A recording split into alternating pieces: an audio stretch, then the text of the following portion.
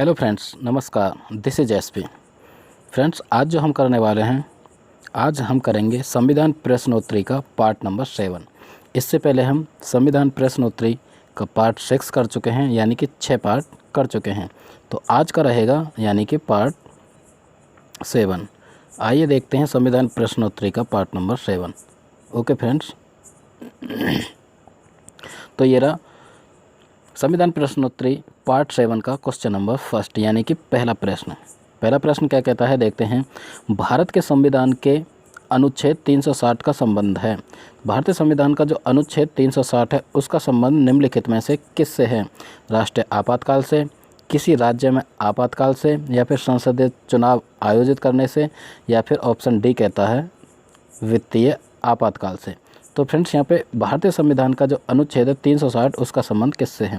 यहाँ पे हम देख पा रहे हैं कि 360 जो अनुच्छेद है भारतीय संविधान का, उसका सीधा सीधा संबंध वित्तीय आपातकाल से है।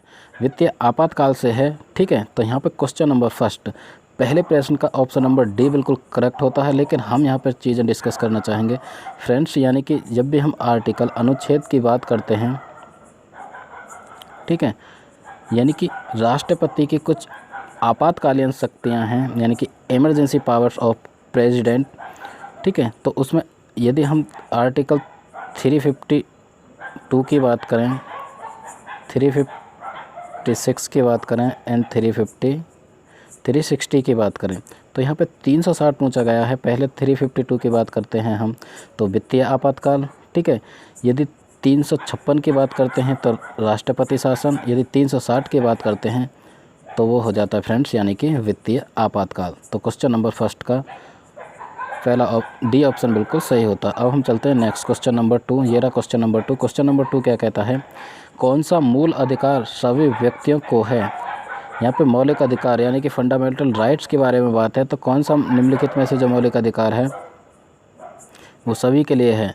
संघ बनाने का अधिकार, ठीक है, या फिर प्राण एवं दैहिक स्वतंत्रता का संरक्षण, या फिर शांतिपूर्ण सम्मेलन का अधिकार, या फिर भारत के राज्य क्षेत्र में अबाध संचरण का अधिकार। तो फ्रेंड्स, यहाँ पे हम देख पा रहे हैं जो मूल अधिकार है प्रत्येक व्यक्ति का है, वो है यानी कि प्राण एवं दैहिक संरक्षण, प्राण व दैहिक स्वतंत्रता का संरक्षण, ये प्रत्येक व्यक्ति का मौलिक अधिकार है। तो प्रश्न नंबर 2 का बी ऑप्शन बिल्कुल सही होता है। इसी के साथ क्वेश्चन नंबर 3 पर चलते हैं। क्वेश्चन नंबर 3 क्या कहता है, यानी तीसरा प्रश्न कहता है, भारतीय संविधान के लिए संविधान सभा के ढांचे को किसके अंतर्गत अधिनियमित किया गया है? जो भारतीय संविधान है, यानी कि भारतीय संविधान के लिए संविधान सभा का ढांचा किसके अंतर्गत अधिनियमित किया गया है? ठीक, वर्ष 1947 के भारतीय स्वतंत्रता अधिनियम के अंतर्गत, या फिर वर्ष 1946 के मंत्रिमंडल मिशन योजना के अंतर्गत, या फिर प्रांतीय सभा के संकल्प के द्वारा, ठीक, या फिर हम बात करें डी ऑप्शन कहता है कि भारत की राष्ट्रीय कांग्रेस के अंतर्गत, ठीक। तो यहाँ पे क्वेश्चन नंबर 3 की हम बात करते हैं। क्वेश्चन नंबर 3 का जो करेक्ट ऑप्शन रहेगा बी बिल्कुल करेक्ट रहेगा। जो भारतीय संविधान में संविधान सभा का जो ढांचे की जब भी बात होती है तो वो वर्ष 1946 का जो मंत्रिमंडल मिशन है उसके अंतर्गत आता है, ठीक। तो क्वेश्चन नंबर 3 का बी ऑप्शन बिल्कुल सही होता है। अब हम चलते हैं इसी के साथ क्वेश्चन नंबर 4। ये रहा क्वेश्चन नंबर 4। क्वेश्चन नंबर 4 क्या कहता है, भारतीय संविधान के प्रारंभ के समय सिक्किम की क्या स्थिति थी? भारतीय संविधान जब लागू हुआ, यानी कि उसके प्रारंभ के समय जो सिक्किम भारत गणराज्य का एक स्टेट, एक राज्य है, उसकी स्थिति क्या थी? यानी कि एक भाग बी राज्य, ठीक है, या एक भाग सी राज्य, या फिर एक स्वतंत्र राज्य, या फिर विशेष समझौते के द्वारा भारत से जोड़ा हुआ स्वतंत्र राज्य। यहाँ पे संविधान से पहले की बात हो रही है।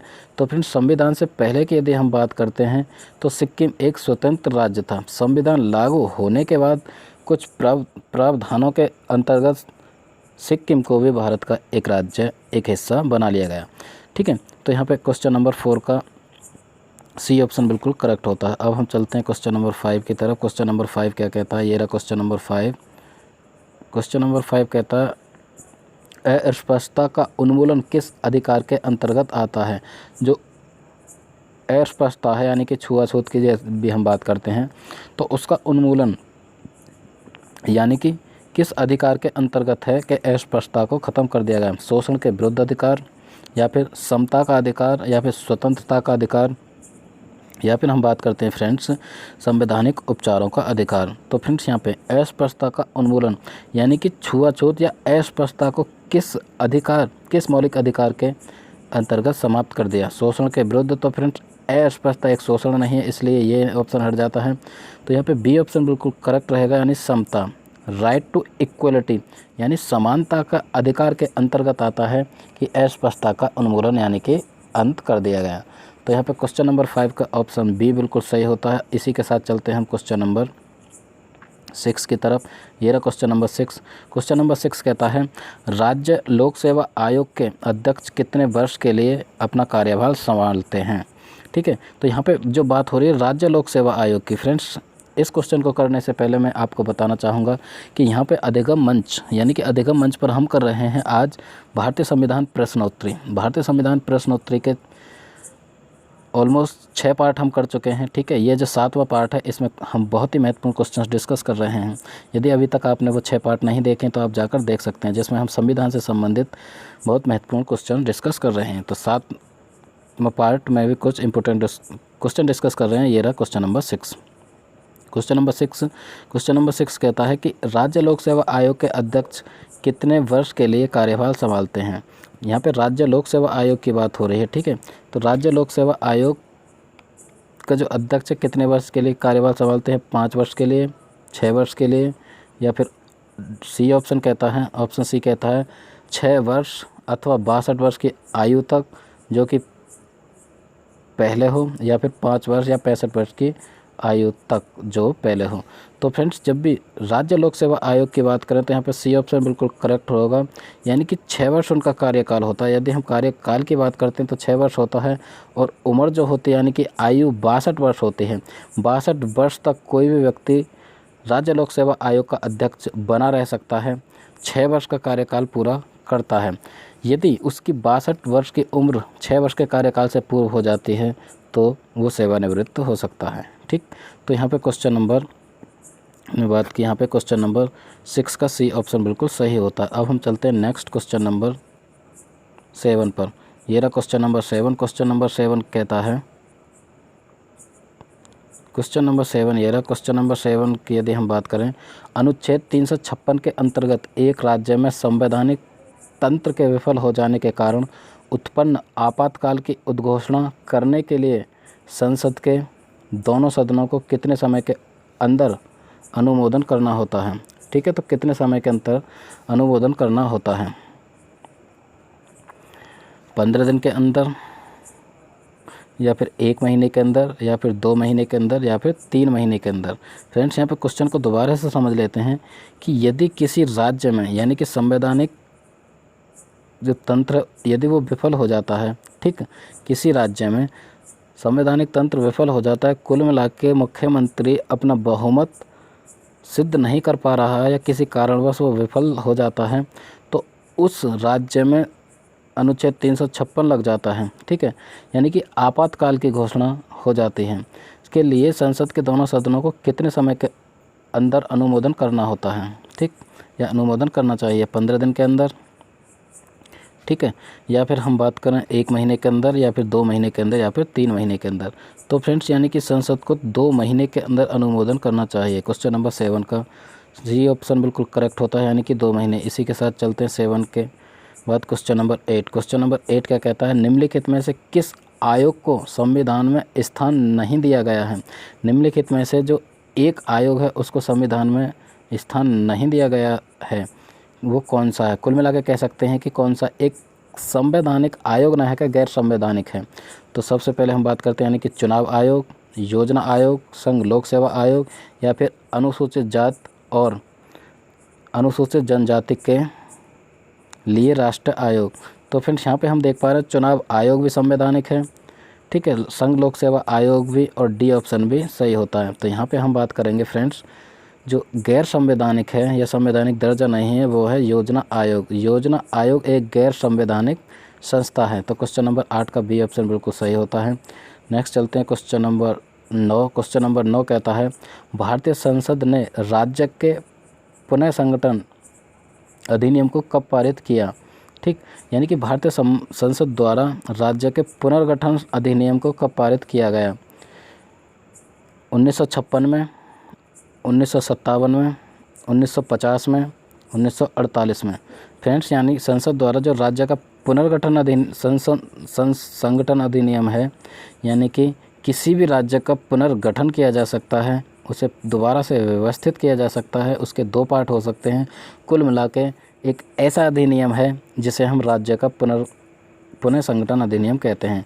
तो वो कब पारित हुआ? 1956 में, 1957 में, 1950 में या फिर 1948 में। तो क्वेश्चन नंबर 9 का ए ऑप्शन बिल्कुल करेक्ट होता है, यानी कि ये अधिनियम 1956 में पारित हुआ। अभी हाल ही में यदि हम बात करें फ्रेंड्स, लास्ट यानी कि जम्मू कश्मीर में जो धारा 370 थी उसको हटाकर राज्य को पुनः संगठन किया गया है, यानी कि उसको 2 केंद्र शासित प्रदेशों में विभक्त किया गया है, एक लद्दाख और एक जम्मू कश्मीर। तो फ्रेंड्स, ये था क्वेश्चन नंबर 9। क्वेश्चन नंबर 9 का ए ऑप्शन बिल्कुल सही होता है। अब हम चलते हैं क्वेश्चन नंबर 10। क्वेश्चन नंबर 10 यानी कि संविधान प्रश्नोत्तरी भाग 7 का लास्ट क्वेश्चन, क्योंकि हम प्रत्येक में 10-10 क्वेश्चन डिस्क्राइब कर रहे हैं, क्योंकि इन क्वेश्चंस की हेल्प से आप भारतीय संविधान से संबंधित प्रश्नों को अच्छी भली भांति प्रैक्टिस कर पाएँ। लास्ट क्वेश्चन कहता है, भारत के संविधान की प्रस्तावना में प्रतिष्ठापित स्वतंत्रता, समानता और भाईचारे के आदर्शों की प्रेरणा कहाँ से मिली है? भारतीय संविधान में, यानी कि हम बात करें संविधान की प्रस्तावना में जो प्रतिष्ठापित स्वतंत्रता, समानता और भाईचारे, जो ये वर्ड हैं, ये कहाँ से लिए गए हैं? इस कुल मिला के इस तरह से कह सकते हैं, या ऐसे आदर्शों की प्रेरणा कहाँ से मिली है? फ्रांस की क्रांति से, ठीक, रूस की क्रांति से, या अमेरिका द्वारा स्वतंत्रता की घोषणा से, या फिर संयुक्त राष्ट्र का घोषणा पत्र से। ये जो आदर्शों की प्रेरणा है फ्रेंड्स, यहाँ पे क्वेश्चन नंबर 10 का ऑप्शन नंबर ए बिल्कुल करेक्ट हो जाएगा, यानी कि फ्रांस की क्रांति। फ्रांस की क्रांति से ये आदर्श लिए गए हैं, कुल मिला के ये शब्द लिए गए हैं। फ्रांस की क्रांति के बाद स्वतंत्रता, समानता और भाईचारे के जो आदर्श हैं भारतीय संविधान में, उनकी प्रेरणा फ्रांस की क्रांति से मिली है। तो फ्रेंड्स, ये थे भारतीय संविधान प्रश्नोत्तरी का पार्ट नंबर 7। आई होप आपको हेल्प करेगा। यदि हेल्प करता है तो लाइक करें, कमेंट करें और अपने फ्रेंड के साथ शेयर करें। मैं एसपी आपसे विदा लेता हूँ। नमस्कार।